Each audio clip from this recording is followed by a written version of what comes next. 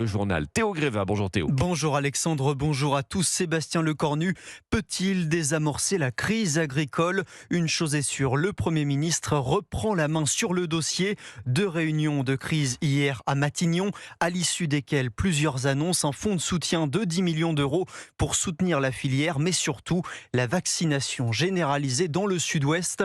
750 000 bovins concernés dans 10 départements, le Gers, l'Hérault, l'Ariège ou encore la Haute-Garonne. La Haute-Garonne où les blocages d'éleveurs se poursuivent comme à Toulouse. Tous regrettent que la stratégie sanitaire pour lutter contre la dermatose nodulaire ne soit pas modifiée, repensée, comme ils l'ont confié au correspondant d'Europe 1, Charles Lhuillier.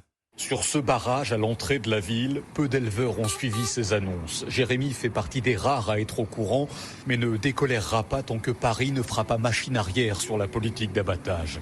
Monsieur Lecornu, il reste campé sur ses positions comme la ministre de l'Agriculture. Voilà. Donc nous, on va rester campé sur les nôtres. Nous, on veut abattre que les vaches malades. Parmi les rares motifs de satisfaction ici, il y a cette promesse d'un élargissement de la vaccination, mais le mal est fait, craint Christophe. On est heureux qu'il y ait ce vaccin, mais peut-être il sera trop tard. Ça nous a un peu calmé, mais pas totalement. Et puis maintenant, vous savez aussi très bien, la semaine prochaine, il y a le Mercosur. Là, ça va être chaud, là, par contre. Surtout que ce sujet n'a été que peu abordé hier soir par Matignon, ce qui ulcère Francis. Qui se le garde, ça, là-bas? On n'en veut pas ici, nous. Parce que ça, c'est de la saloperie. C'est bête. Qui se la mange, lui, Macron? Ils peuvent envoyer les Canadaires. Ils nous ont pris à dépourvu une fois, même pas deux. On ne lâchera rien. Le mouvement pourrait donc encore se durcir ici.